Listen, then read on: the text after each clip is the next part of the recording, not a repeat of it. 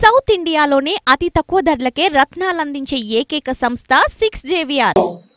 Suspend black mailing politics నేను పదవి ఉన్నా లేకపోయినా ఒకేలాగా పనిచేసేది, ఏ పనన్నా బాధ్యతగా తీసుకునే వ్యక్తి.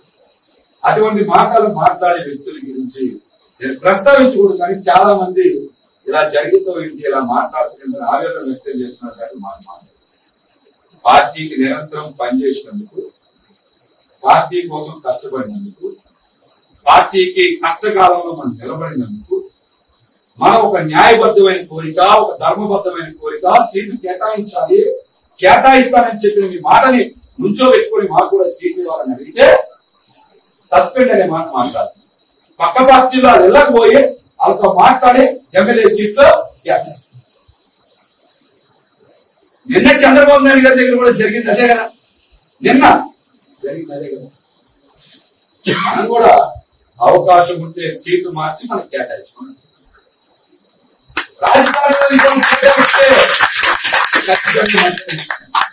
రాజధానిలో ఇంకోటి కేటాయించినా ఖచ్చితంగా ఆ వ్యక్తి గెలుపు కోసం కూడా పనిచేస్తారు. ఎవరో ఒకరు ఉండాలని కోరుకునేటప్పుడు నేనే ఉండాలని కోరుకున్నా, ఎవరో ఒకరు ఉండాలి. పార్టీ గురించి కోరుకుంటున్నప్పుడు, పార్టీ జెండాను కోరుకుంటున్నప్పుడు ఎవరో ఒకరి కోసం ఖచ్చితంగా పనిచేస్తారు. జనసేన పార్టీలో ఉండేవాళ్ళకి అంతేగాని ఎవరి వర్గాలకి చేస్తారు ఈ పార్టీలో ఖచ్చితంగా నిలబడతాం. అక్కడే పనిచేస్తాం. ఎటువంటి తేడా లేదు, ఎటువంటి తేడా లేదు.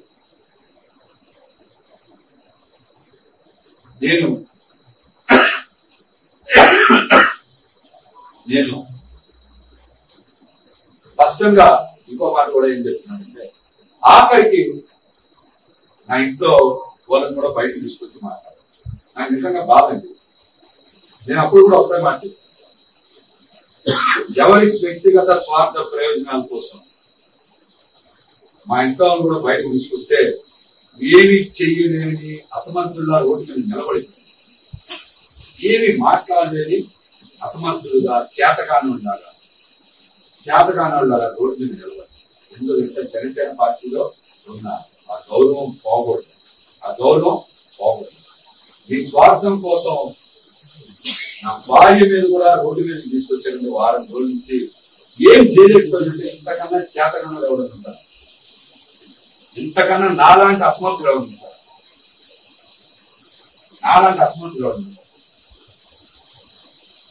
ఈ పార్టీ కోసం పనిచేసినందుకు మేము మాకు ఇచ్చే బహుమానం ఏంటి, మా ఇంట్లో వాళ్ళని రోడ్డు మీద తీసుకొచ్చి చెప్పారు. ఏమి చేయలేకపోతున్నానంటే నా మీద దాడి చేస్తే చేసుకోండి అందుకని చేస్తాను, చంపేస్తారు అంతకని చేయగలం, అహంకారంతో చంపేస్తారు అంతకని చేయగలం. ఏం చేస్తారు మనం అంతకన్నా? కొడితే కొట్టించుకుంటాం, చంపితే చంపించుకున్నాం, అంతకని ఏం చేస్తారు మనం? ఏం చేస్తారు అంతకన్నా? ఆఖరికి మా ఇళ్లలో వాళ్ళు కూడా మేము మాట్లాడలేక చదువుకున్నవడం మాకు సబ్జెక్ట్ ఉంది, చాలా చాలా కంట్రోల్డ్ గా ఉంది. అంతకన్నా వేరే ఏం చెప్పలేదు. ఏంటి అంత దుర్మార్గం? నాల ప్రయాణంలో ఎవరు కనిపించలేదే, నాల ప్రయాణంలో వచ్చినప్పుడు ఎవరు కనిపించలేదు. ఎటువంటి వాళ్ళు కొత్తగా అనిపిస్తున్నాయి, 4-5 రోజులు కనిపించేస్తున్నాయి. చెప్పాను కదా, మేము చాలా స్పష్టంగా చేస్తాను. నిర్ణయాలు తీసేసుకొని మొండిగా ఈ నిర్ణయం మీరు చేయాలని చెప్తే నేను మాట్లాడతాను. మీ అందరితో చర్చ చేసే కదా మాట్లాడుతున్నాను.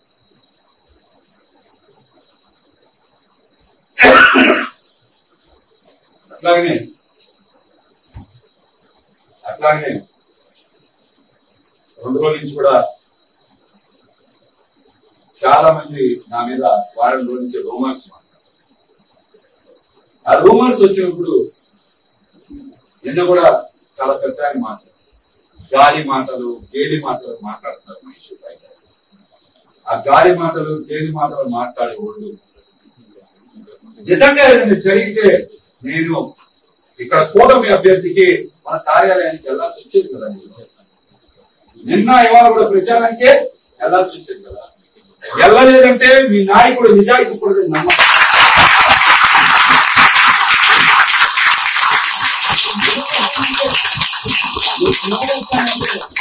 దేనికి ఆశపడని వ్యక్తి నమ్మండి. మీరు అందరూ మీరు తల ఉంచుకునే పని ఏ రోజు చేయలేదు.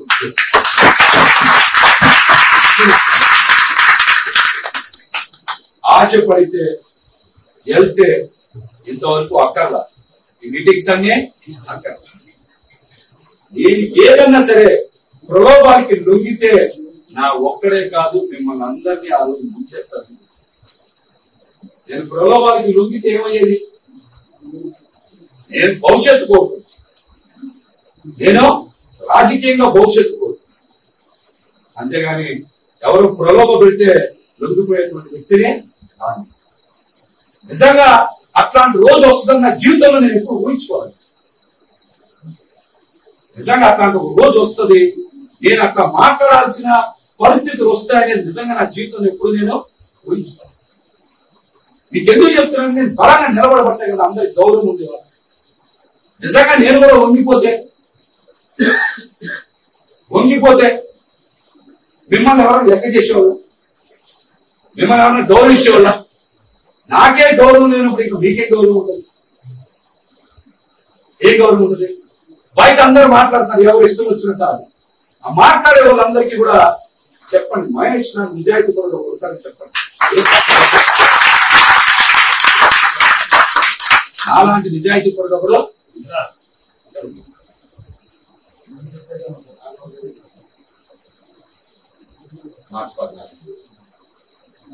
చెప్పండి. ఎందుకంటే నిజంగా మీరందరూ ఆలోచించారు. ఏదైనా చిన్న సంఘటన జరిగినా నేను ఖచ్చితంగా ఏం చేయాల్సి వచ్చేది? ఇవాళ నేను వెళ్ళాల్సి వచ్చేది కదా. అంతేనా? వెళ్ళలేదంటే నేను ఏదైనా సరే మీతో కలిసి నిర్ణయం తీసుకున్నాక అడిగి బయటికి పెట్టాలని నా ఉద్దేశం. అందుకనే మిమ్మల్ని ఏం జరిగినా సరే మీ అందరితో కలిసే చర్చించాలి. ఇంతమంది ప్రతిసారి వచ్చినప్పుడు నా ఒక్కడిగా నిర్ణయం ప్రకటించడం కరెక్ట్ కాదు కదా. మీరందరూ ఎన్నో ఆశలతో మాట్లాడారు, బలంగా ఉండాలని కోరుకుంటున్నారు. జనసేన పార్టీ ఇక్కడ బలంగా ఉండాలి, గాజు గ్లాస్ ఇక్కడ గెలవాలి, ఆ గెలిచే అభ్యర్థి మహేష్ ఉండాలి. గెలిచిన తర్వాత ఖచ్చితంగా రాజకీయంగా మా భవిష్యత్తు బాగుండాలని ఒక కోరికనే కదా చేశాం. ఇన్ని ప్రతికూల పరిస్థితి దేనికి ఫేస్ చేశాం? గౌరవం కోసం, రాజకీయంగా ఒక స్థానం కోసం చేశాం. రాజకీయంగా ఒక స్థానం కోసం చేశాం. అంతేగాని ఏదో చిన్న చిన్న ప్రలోభాలకి చేస్తాం. చిన్న ప్రలోభాలకి చేసిన అవసరం ఏముండదు. గుర్తింపు గౌరవం కోసమే కదా ఎవరు చేసినా.